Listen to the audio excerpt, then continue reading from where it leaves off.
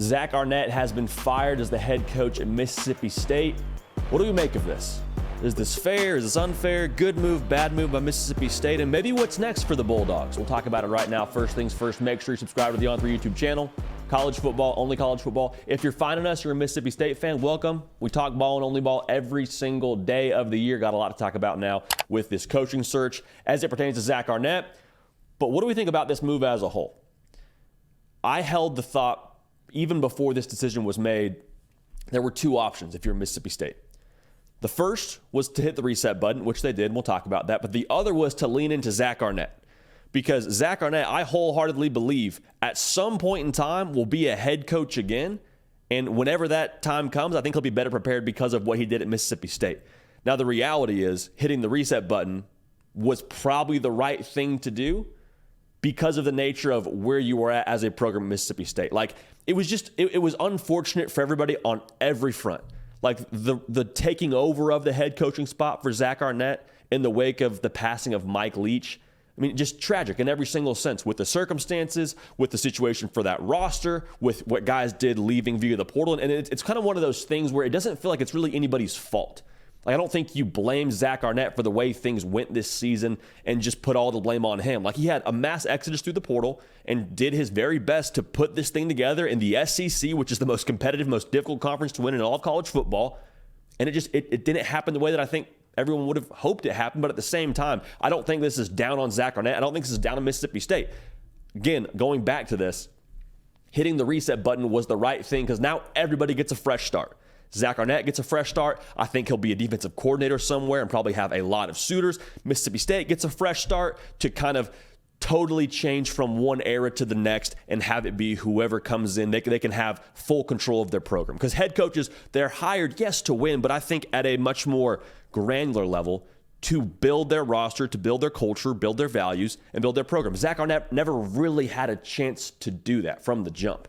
And so now whoever comes in and gets to do that will have, you would imagine, a much more even playing field, a much more even surface, rather, to start from and to build from. So, where do they go next for Mississippi State? Coaching carousel season, coaching searching season is on and popping. Mississippi State joining the party. You've seen a lot of names on the Twitter sphere. I've seen everything from Jeff Lebby to Glenn Schumann to Rhett Lashley. And a lot of those names make sense. I think from a profile perspective, it'll be either a group of 5 head coach that's been successful, that's now ascending into a kind of prove it mode in a Power 5 job in the SEC, or maybe it's a Power 5 coordinator, same thing I just said, kind of a prove it mode.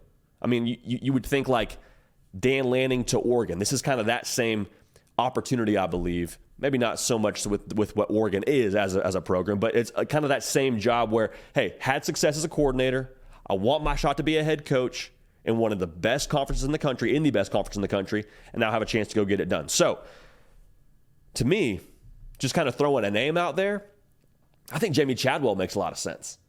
Like a guy who is familiar with the Southeast, given where he's from, has a winning track record as a head coach. He's a guy who has won at different places and shown that he's able to build up an actual program. And here's I think the key for me when it comes to the X's and O's, the way that he operates offensively.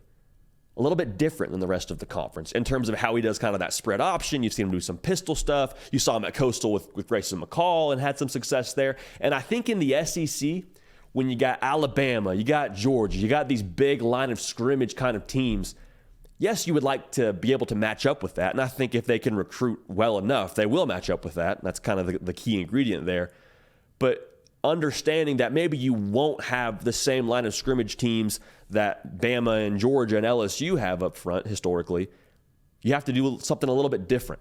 And the spread option offense, I believe, with the way Jamie Chadwell operates, could kind of be that equalizing ingredient. You got to be able to find a way around the personnel that maybe you don't have from the jump. And I think Jamie Chadwell, in that sense, would be a really good fit. But like I said, we're going to keep our ear to the ground on this. We'll give you our thoughts as we give more and more information and more names around this coaching search. So if you're a Mississippi State fan, welcome to the channel. We're glad to have you. Again, make sure you subscribe so you don't miss a minute of the content we got going on right here on this show, The Hard Count, and on this channel, the On3 YouTube channel. Hey, we appreciate y'all. We love y'all.